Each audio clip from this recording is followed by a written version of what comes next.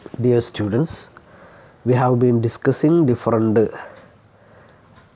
elements of project management, and in the last class we have mentioned the first stage, the different stages, and the first stage was generation of project ideas.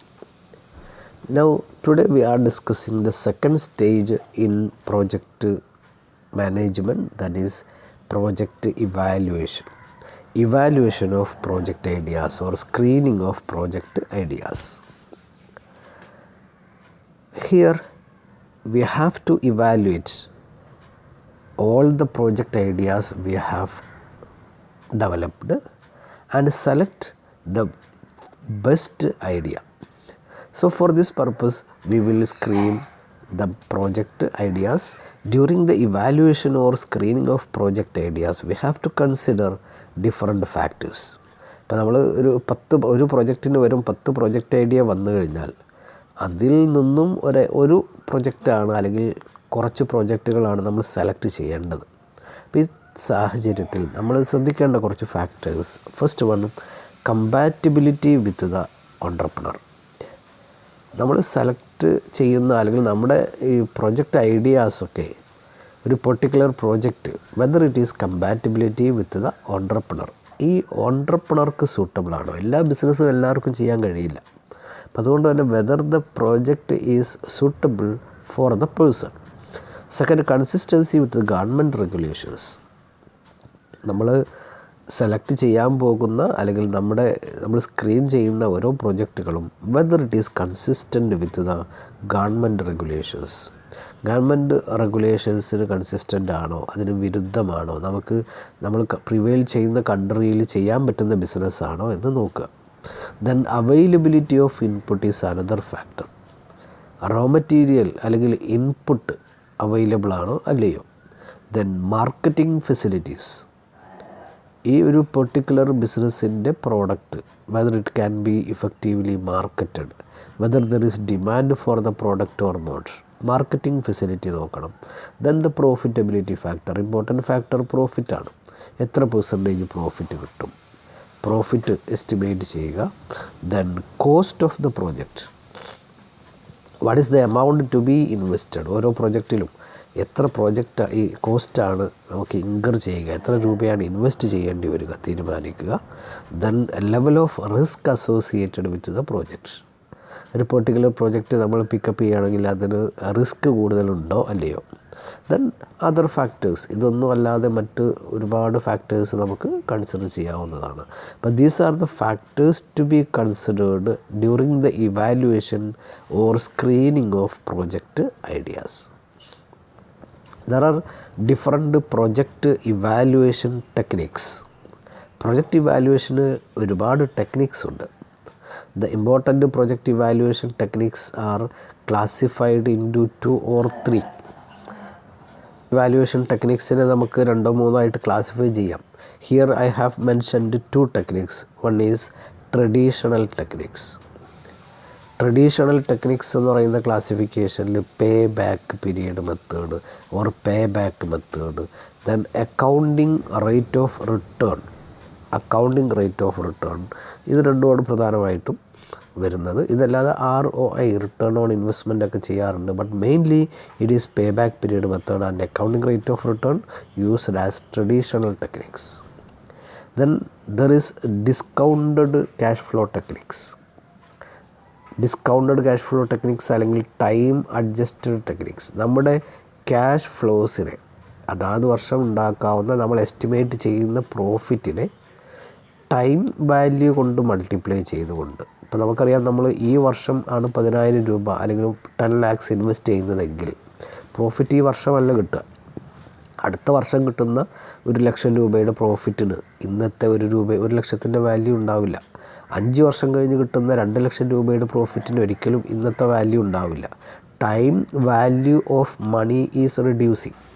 ഓരോ വർഷം കഴിയുന്തോറും പൈസയുടെ മൂല്യം അതിൻ്റെ time value കുറഞ്ഞു വരികയാണ്. അപ്പം അതുകൊണ്ട് തന്നെ we have to multiply the cash flows with the time value of money. ഫ്യൂച്ചറിൽ കിട്ടുന്ന ക്യാഷ് ഫ്ലോസിനെ നമ്മൾ ടൈം വാല്യൂ, ആ ക്യാഷ് ഫ്ലോ ആ പീരീഡിലുള്ള ടൈം വാല്യൂ ഓഫ് മണി കൊണ്ട് മൾട്ടിപ്ലൈ ചെയ്യണം. അങ്ങനെയാണ് നമ്മൾ ഡിസ്കൗണ്ട് ചെയ്യുക എന്ന് പറയുന്നത്. അതുകൊണ്ടാണ് ഈ ടെക്നിക്സിനൊക്കെ നമ്മൾ ടൈം അഡ്ജസ്റ്റഡ് ടെക്നിക്സ് അല്ലെങ്കിൽ ഡിസ്കൗണ്ടഡ് ക്യാഷ് ഫ്ലോ ടെക്നിക്സ് എന്ന് ഉദ്ദേശിക്കുന്നത്. ഓക്കെ, അപ്പോൾ അങ്ങനെ പറയാൻ കാരണം അതാണ്. We will multiply the cash inflows in future with their time value and discount the cash flows. Cash ഫ്ലോസിനെ നമ്മൾ ഡിസ്കൗണ്ട് ചെയ്യുമെന്ന് പറയും. അപ്പോൾ ഇതിൽ ഉപയോഗിക്കുന്ന ടെക്നിക്സ് എന്ന് പറയുന്നത് ഒന്ന് net present value method. Net present value ടെക്നിക്സിൻ്റെ പ്രത്യേകത we will calculate the net present value. Net എന്ന് പറയുമ്പോൾ നമുക്കറിയാം ഒന്നിൽ നിന്ന് ഒന്ന് ലെസ് ചെയ്തിട്ടാണ് നമ്മൾ ചെയ്യുക. നമ്മുടെ കോസ്റ്റ് ഓഫ് ദ പ്രോജക്റ്റ് ആണ് ഒരു ഫാക്ടർ, മറ്റൊന്ന് ക്യാഷ് ഇൻഫ്ലോസ് ആണ് മറ്റൊരു ഫാക്ടർ.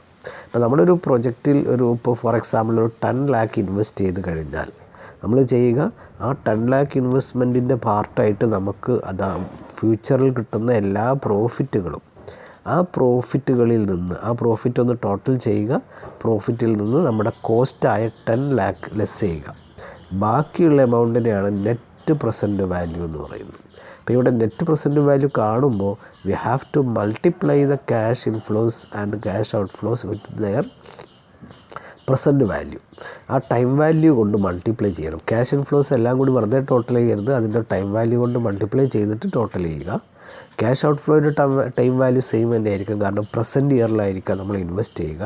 അപ്പോൾ നമ്മൾ total inflows present value of total inflows എടുത്ത് അതിൽ നിന്ന് total cost of the project less ചെയ്താൽ കിട്ടുന്ന വാല്യൂയാണ് നെറ്റ് പ്രസൻറ്റ് വാല്യൂ. ഇതാണ് ഒരു ടെക്നിക്ക്.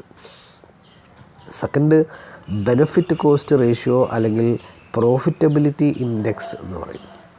പ്രോഫിറ്റബിലിറ്റി ഇൻഡെക്സ് ടെക്നിക്ക് അല്ലെങ്കിൽ ബെനഫിറ്റ് കോസ്റ്റ് റേഷ്യോയിലും നമ്മൾ കൺസിഡർ ചെയ്യുന്ന 2 ഫാക്ടേഴ്സ്, ഒന്ന് present value of cash inflows ആണ്, മറ്റൊന്ന് present value of cash outflows ആണ്. അതായത് present value of cash outflow കൊണ്ട് ഉദ്ദേശിക്കുന്നത് കോസ്റ്റ് ഓഫ് ദ പ്രോജക്റ്റാണ്, ആ പെർട്ടിക്കുലർ പ്രോജക്റ്റിൻ്റെ കോസ്റ്റ് തന്നെയാണ്. Present value of cash inflows എന്ന് പറഞ്ഞു കഴിഞ്ഞാൽ ഫ്യൂച്ചർ പീരീഡിൽ ഈ ബിസിനസ്സിൽ നിന്ന് നമുക്ക് കിട്ടുന്ന പ്രോഫിറ്റ് തന്നെയാണ്, ക്യാഷ് ഇൻഫ്ലോ ആണ്. അതിനെ നമ്മൾ അതിൻ്റെ ടൈം അഡ്ജസ്റ്റഡ് വാല്യൂ ആക്കി കൺവേർട്ട് ചെയ്യുക, അതായത് നമ്മൾ ഡിസ്കൗണ്ട് ചെയ്യുക. നേരത്തെ പറഞ്ഞ പോലെ അതാത് വർഷത്തെ ടൈം വാല്യൂ ഓഫ് മണി കൊണ്ട് മൾട്ടിപ്ലൈ ചെയ്ത് ഡിസ്കൗണ്ട് ചെയ്യുക. അപ്പോൾ ആ വാല്യൂ ആണ് present value of cash inflow. ഇത് തന്നെയാണ് ഇവിടെയും എടുക്കുക. NPV മെത്തേഡിൽ നമ്മൾ ചെയ്തത് പ്രസൻറ്റ് വാല്യൂ ഓഫ് ക്യാഷ് ഇൻഫ്ലോസിൽ നിന്ന് present value of cash outflow less ചെയ്യാണ് ചെയ്യുക. ഇവിടെ ബെനഫിറ്റ് കോസ്റ്റ് റേഷ്യോ പ്രകാരം നമ്മൾ കാൽക്കുലേറ്റ് ചെയ്യുന്നത് benefit cost ratio is equal to present value of cash inflow divided by present value of cash outflow. Divide ചെയ്തുകൊണ്ടാണ് ചെയ്യുക. Then മറ്റൊരു ടെക്നിക്കാണ് internal rate of return method. Project ഇവാലുവേഷന് വേണ്ടി നമ്മൾ ചെയ്യുന്ന ഒരു ടെക്നിക്കാണ് ഇൻറ്റേർണൽ റേറ്റ് ഓഫ് റിട്ടേൺ. ഒറ്റ വേർഡിൽ സിമ്പിളായി പറഞ്ഞു കഴിഞ്ഞാൽ ഇൻറ്റേർണൽ റേറ്റ് ഓഫ് റിട്ടേൺ എന്ന് പറഞ്ഞു കഴിഞ്ഞാൽ the actual rate we earned for making the profit. നമ്മളിപ്പോൾ ഉണ്ടാക്കിയ ആക്ച്വലി ഏൺ ചെയ്ത പ്രോഫിറ്റ് അത് നമ്മുടെ ക്യാപിറ്റലുമായിട്ട് കമ്പയർ ചെയ്യുമ്പോൾ എത്ര ശതമാനമാണ് എന്ന് കാണുന്ന ടെക്നിക്കാണ്. ഇപ്പോൾ സിംപ്ലി നമ്മുടെ ക്യാപിറ്റലിന് അനുയോജ്യമായി നമുക്ക് കിട്ടിയ പ്രോഫിറ്റ്, ഏൺ ചെയ്ത ആക്ച്വൽ പ്രോഫിറ്റ് അത് എത്ര ശതമാനമാണ് എന്ന് കാണുന്ന ടെക്നിക്കാണ് ഇൻറ്റേർണൽ റേറ്റ് ഓഫ് റിട്ടേൺ. അപ്പോൾ ഇൻറ്റേർണൽ റേറ്റ് ഓഫ് റിട്ടേൺ പ്രകാരം നമ്മൾ ആക്ച്വൽ പ്രോഫിറ്റ് എത്ര ശതമാനമാണെന്ന് കണ്ടെത്തിക്കഴിഞ്ഞാൽ നമുക്കത് ഫീസിബിൾ ആണോ അല്ലയോ എന്ന് ഇവാലുവേറ്റ് ചെയ്യാം. ഫോർ എക്സാമ്പിൾ നമ്മുടെ ഇൻറ്റേർണൽ റേറ്റ് ഓഫ് റിട്ടേൺ 10% കിട്ടിയെന്ന് വിചാരിക്കുക. ഈ 10% നമ്മൾ എക്സ്പെക്റ്റ് ചെയ്യുന്ന പെർസെൻറ്റേജും തമ്മിൽ കമ്പയർ ചെയ്യാം. നമ്മൾ 8% എക്സ്പെക്റ്റ് ചെയ്യുന്നു, 10% പ്രോഫിറ്റ് ഉണ്ടാക്കുന്നു എങ്കിൽ നമുക്ക് അറിയാം പ്രോജക്റ്റ് നല്ല പ്രോജക്റ്റാണ്. അതേസമയം 8% എക്സ്പെക്റ്റ് ചെയ്ത് 5% പ്രോഫിറ്റ് ഈ IRR കിട്ടിയാൽ നമുക്കറിയാം അത് നമ്മുടെ ഫീസിബിളായ പ്രോജക്റ്റ് അല്ല. ഈ രീതിയിൽ ഇവാലുവേറ്റ് ചെയ്യുന്ന ഒരു ടെക്നിക്കാണ് IRR എന്ന് പറയുന്നത്. മറ്റൊരു ഡിസ്കൗണ്ടഡ് ക്യാഷ് ഫ്ലോ ടെക്നിക്കാണ് ടെർമിനൽ വാല്യൂ ടെക്നിക്ക്. Terminal value at the end of the term. ഇപ്പോൾ ഈ പ്രൊജക്റ്റ് ഈ ഒരു മെത്തേഡ് പ്രകാരം നമ്മൾ അസ്യൂം ചെയ്യുന്നത് നമ്മൾ ഇൻവെസ്റ്റ് ചെയ്യുന്ന ക്യാഷ് ആ പ്രൊജക്റ്റ് കോസ്റ്റിൽ നിന്ന് എത്ര ക്യാഷ് ഇൻഫ്ലോ കിട്ടിയാലും അതൊരിക്കലും നമ്മൾ ഇങ്ങോട്ട് ബിസിനസ്സിൽ നിന്ന് എടുക്കുകയില്ല. അത് അവിടെ തന്നെ റീഇൻവെസ്റ്റ് ചെയ്യും. അതായത് നമുക്ക് അതാത് വർഷങ്ങളിൽ കിട്ടുന്ന പ്രോഫിറ്റുകൾ all the cash inflows are reinvested immediately in the project itself. ആ പ്രൊജക്റ്റിൽ തന്നെ നമ്മൾ ഇൻവെസ്റ്റ് ചെയ്യുമെന്നാണ് അസ്യൂം ചെയ്യുക. അപ്പം അങ്ങനെയാകുമ്പോൾ നമ്മൾ ഒരു പെർട്ടിക്കുലർ പ്രോജക്റ്റിൽ ഇൻവെസ്റ്റ് ചെയ്ത് കഴിഞ്ഞാൽ we expect only a terminal value at the end of the project. ഇപ്പോൾ ഒരു 10 വർഷത്തെ പ്രോജക്റ്റ് ആണെങ്കിൽ 10 വർഷം കഴിയുമ്പോൾ നമുക്ക് കിട്ടുന്ന ഒരു ടെർമിനൽ വാല്യൂ മാത്രമാണ് നമ്മൾ എക്സ്പെക്റ്റ് ചെയ്യുന്നത്. സോ പ്രൊജക്റ്റിനെ ഇവാലുവേറ്റ് ചെയ്യാൻ ആ ടെർമിനൽ വാല്യൂവും അതിൻ്റെ പ്രസൻറ്റ് വാല്യൂവും, ആ ടെർമിനൽ വാല്യൂവിന് നേരെ എടുക്കരുത്, അതിൻ്റെ പ്രസൻറ്റ് വാല്യൂവും നമ്മൾ ഇൻവെസ്റ്റ് ചെയ്യുന്ന കോസ്റ്റും തമ്മിൽ കമ്പയർ ചെയ്തുകൊണ്ടാണ് പ്രൊജക്റ്റിനെ ഇവാലുവേറ്റ് ചെയ്യുന്നത്. So these are some of the discounted cash flow techniques. ഇതല്ലാതെ ഒരു കാറ്റഗറി കൂടിയുണ്ട്, റിസ്ക് അഡ്ജസ്റ്റഡ് ടെക്നിക്സ് എന്ന് പറയും. ഒരു ക്യാഷ് ഇൻഫ്ലോ നമ്മൾ പ്രതീക്ഷിക്കുന്ന അതാത് വർഷത്തെ പ്രോഫിറ്റ് അത് സംഭവിച്ചോളണമെന്നില്ലല്ലോ. There may be risk associated with that.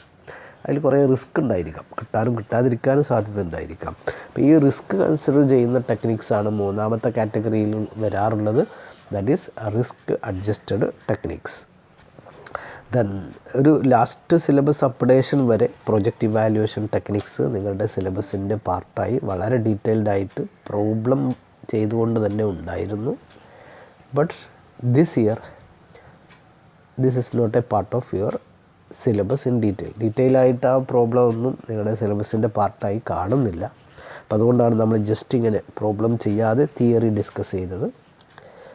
നിങ്ങൾക്ക് പ്രോബ്ലം ചെയ്യണം അല്ലെങ്കിൽ ഒന്നുകൂടി ഡീറ്റെയിൽ ആയിട്ട് കാണണമെന്നുണ്ടെങ്കിൽ എല്ലാവരും ഇതിന് താഴെ ഒരു ലിങ്ക് ഞാൻ കൊടുത്തിട്ടുണ്ട്. HTTP യൂട്യൂബ് കുറച്ച് ഡീറ്റെയിൽസ് കൊടുത്തിട്ടുണ്ട്. ഇത് ഗൂഗിളിൽ ടൈപ്പ് ചെയ്ത് സെർച്ച് ചെയ്ത് കഴിഞ്ഞാൽ ഇതുമായി ബന്ധപ്പെട്ട പ്രൊജക്റ്റ് ഇവാലുവേഷനുമായി ബന്ധപ്പെട്ട ഒരു പ്രൈമറി വീഡിയോ കിട്ടും. ആ വീഡിയോ കണ്ടു കഴിഞ്ഞാൽ നിങ്ങൾക്ക് പ്രൊജക്റ്റ് ഇവാലുവേഷൻ സാധ്യമാണ്. കൂടുതൽ വീഡിയോസ് കാണണമെങ്കിൽ ഈ നിങ്ങളിത് കാണുന്ന യൂട്യൂബ് ചാനലിൽ തന്നെ ഒരുപാട് പ്രൊജക്റ്റ് ഇവാലുവേഷൻ ഈ പേര് ടൈപ്പ് ചെയ്ത് കഴിഞ്ഞാൽ തന്നെ കിട്ടും. ഈ ചാനൽ കയറി കഴിഞ്ഞാൽ ഫിനാൻഷ്യൽ മാനേജ്മെൻറ്റ് എന്ന് പറയുന്ന ഒരു പ്ലേലിസ്റ്റ് ഉണ്ട്. ആ പ്ലേലിസ്റ്റിൽ ഈ പേരുകളൊക്കെ ഉണ്ട്. NPV, benefit cost ratio, internal rate of return, ഇതിൻ്റെയൊക്കെ വീഡിയോസ് ഉണ്ട്, കാണുക. Okay, thank you very much.